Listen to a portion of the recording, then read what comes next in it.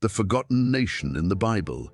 Have you ever wondered if your country is mentioned in the Bible? What if a nation in the East, an island nation, was chosen for a divine purpose? The Bible speaks of islands in the East that will glorify God. Today, one country stands out, the Philippines. With over 7,000 islands and a deeply rooted Christian faith, it is one of the strongest centers of Christianity in Asia. But here's the question: how did it get there? While many nations turned away from the religion of their colonizers, the Philippines embraced it and made it its own. And now, millions of Filipinos are spread across the globe, bringing their faith with them. In places where belief is fading, they continue to share it. Coincidence or something more? The forgotten nation in the Bible, the seared mission no one talks about. What if I told you there's a nation hidden in plain sight, possibly written about in the Bible? A nation in the East, a nation of islands, a nation that would glorify God. Sounds impossible, right? But look closer. The Philippines, over 7,000 islands and one of the most Christian nations in the world. A country thousands of miles from Israel, yet deeply rooted in biblical faith.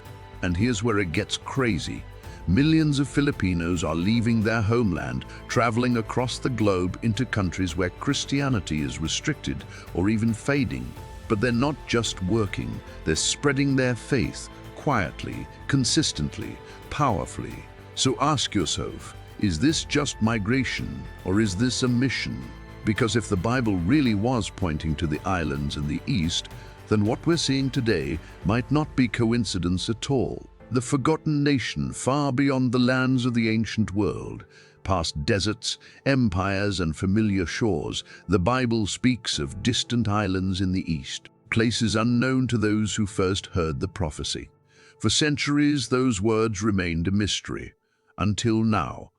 In the heart of Southeast Asia lies a nation of over 7,000 islands, the Philippines, a land rich in culture, resilience, and faith. A faith that endured. While other nations turned away from the beliefs of their past, this one held on and grew stronger. But the story doesn't end there. Today, millions of Filipinos have journeyed far from home into cities, countries, and cultures across the world. And wherever they go, their faith follows, in quiet gatherings, in acts of kindness, in lives that reflect something greater. It raises a question, one that challenges history, coincidence, and belief itself. Was this nation always meant for something more? Was it chosen to carry the light? The pattern of the chosen. The more you connect the dots, the clearer it becomes. Something extraordinary may be unfolding in real time. Because when you study the Bible closely, a pattern begins to emerge. God doesn't choose the obvious. He didn't choose Egypt, the superpower of its time, to carry out his mission. He chose a group of Hebrew slaves. He didn't choose a mighty warrior to defeat Goliath. He chose a shepherd boy named David. He didn't begin spreading Christianity through the empire of Rome. He started with fishermen, tax collectors, ordinary people, so why would it be surprising if he chose a small island nation in the East? God's way has always been different.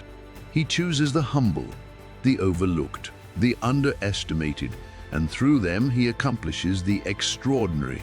So maybe, just maybe, he is doing the same with the Philippines. A mission still unfolding.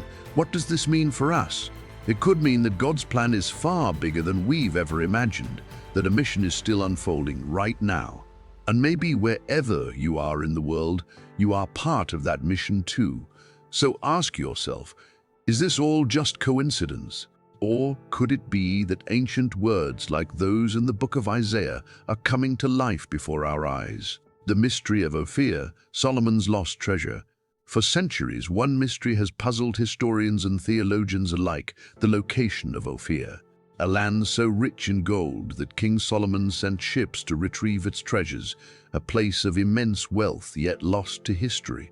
Some believe it was in India, others say Africa or even South America. But there's another possibility. What if Ophir was the Philippines?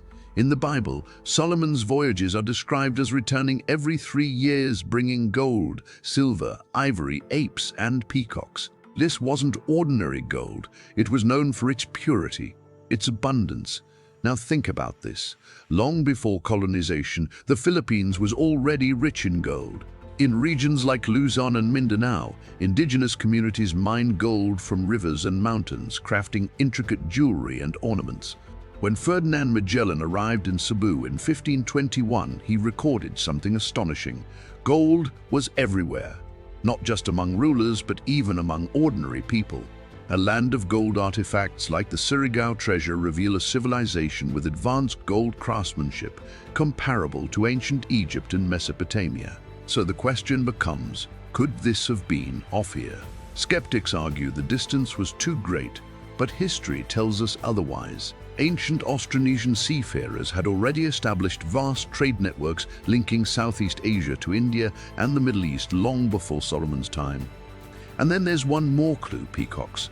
They're specifically mentioned in biblical accounts of Ophir's trade, yet they aren't native to Africa, another proposed location. They are, however, native to South and Southeast Asia. Coincidence or connection? Let's piece it together. First, A, land rich in gold. Second, advanced ancient trade routes. Third, presence of peacocks. Fourth, voyages matching a 3-year timeline. Is this coincidence or something more? The real treasure? But here's the deeper question. Even if the Philippines was Ophir, why does it matter today? Because Ophir was never just about gold. Even King Solomon, the wealthiest king of his time, came to a powerful realization: wealth is meaningless without purpose. Today, the world still chases gold, money, status, power. But the Bible reminds us, gold fades, power shifts, wealth disappears. The true treasure is something deeper: faith, purpose, integrity, a different kind of wealth. So what if the Philippines' greatest treasure was never its gold, but its people? Today, millions of Filipinos are spread across the globe, not just as workers, but as carriers of faith. In the Middle East, in Europe, in North America, they quietly gather, pray, and share their beliefs. They may not look like traditional missionaries, but in many ways they are modern-day disciples, a spiritual battlefield, because the Bible reminds us the greatest battle isn't physical, it's spiritual. As written in the book of Ephesians, our struggle is not against flesh and blood, but against unseen forces. And in this unseen battle, could the Philippines be on the front lines? A nation surrounded by different beliefs, yet standing firm as a stronghold of Christianity in Asia. The final question. So now we ask, was the Philippines the lost land of Ophir? Or is its true purpose something even greater, a nation not defined by gold but by faith, the nation tested by fire? If there is one nation that has been tested through fire and still stands strong, it is the Philippines. In 2013, Super Typhoon Haiyan, known locally as Yolanda, struck with unimaginable force. Winds reached nearly 195 miles per hour. Storm surges rose as high as 20 feet. Entire towns were erased, over 6,000 lives were lost, and millions were left homeless. The devastation was catastrophic, comparable to Hurricane Katrina in the United States. In many places, such destruction would lead to chaos, panic, and despair. But in the Philippines, something extraordinary happened. Instead of losing hope, people gathered in the ruins. They knelt in the debris. They prayed. Images spread across the world, survivors standing in shattered churches, singing hymns in the middle of destruction. The world watched in awe. This was a nation that refused to let go of its faith. They didn't just rebuild their homes, they rebuilt their churches first. What kind of people respond to tragedy like that? What kind of nation chooses hope after losing everything? That kind of resilience goes beyond culture. It is spiritual, a lone stronghold in Asia. When you step back and look at the religious landscape of Asia, something becomes clear. The Philippines stands alone. To the west, Indonesia and Malaysia, predominantly Islamic. To the north, China, where Christianity faces heavy restriction. To the east, Japan and South Korea, where Christianity exists but remains a minority.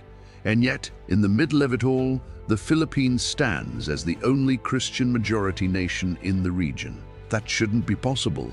By all odds, Christianity should have faded under the pressure of surrounding beliefs. But it didn't. It grew. It endured. It became a beacon of faith in the East. That's not just history, that's something deeper, a global movement in disguise. Now consider this, over 10 million Filipinos live and work abroad, spread across nearly every major country in the world. But they don't just bring their labor, they bring their faith. In the Middle East, where Christianity is restricted, Filipino communities quietly hold Bible studies and underground worship services. In Europe, where churches are closing, they fill empty pews and revive fading congregations. In the United States, they lead ministries, serve in churches, and strengthen Christian communities. They are not just migrants, they are missionaries, often without realizing it. They are spreading faith in places where traditional missionaries cannot go. This is more than migration. It looks like a mission, a spiritual battlefield. The Bible reminds us that the greatest battles are not physical but spiritual. And if that is true, then what we are witnessing today takes on a different meaning. A small island nation surrounded by different beliefs, tested by disaster after disaster, yet standing firm in faith.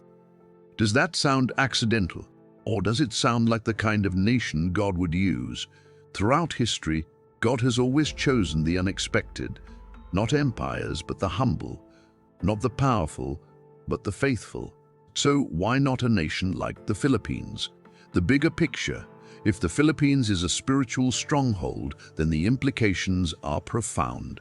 It means the battle is not just about nations or politics, but about faith. It means every Filipino working abroad could be part of something bigger: a nurse, a teacher, a caregiver, each one carrying light into places where it is needed most. And as faith declines in parts of the world, nations like the Philippines may be holding the line. The role of a city on a hill. Throughout history, God has used specific people and places to carry out his purpose. Some were great empires, others were small, overlooked communities that changed the world. So the question is, could the Philippines be one of them? In the book of Matthew, Jesus spoke of a city on a hill, a light that cannot be hidden. What if the Philippines is playing that role today? Not through power or wealth, but through faith. A nation that serves as a lighthouse, a launching point, a quiet force spreading belief across the globe, a new kind of missionary. When people think of missionaries, they often imagine preachers traveling to distant lands. But today, the picture is changing. Some of the most impactful missionaries don't stand behind pulpits. They work in hospitals. They care for families. They build cities. They live ordinary lives, but carry extraordinary faith. Filipinos are doing this every day, not through grand speeches, but through actions, kindness, and perseverance. Faith in a changing world. Across the world, something is happening. In many Western nations, church attendance is declining. In parts of Europe, once filled cathedrals now stand nearly empty. In other regions, believers face persecution. And yet in the Philippines, faith remains strong. Despite hardship, despite disasters, despite challenges, it continues to thrive. Could it be that this nation is being preserved for a purpose? The final challenge. If this is true, then the question becomes personal. If you are Filipino, could your life, your work, your journey be part of something greater? And if you're not, what can you learn from this kind of faith? Because in the end, this isn't just about one nation. It's about a mission, a calling, a light that continues to spread quietly, steadily across the world. So now the question is, will you be part of it?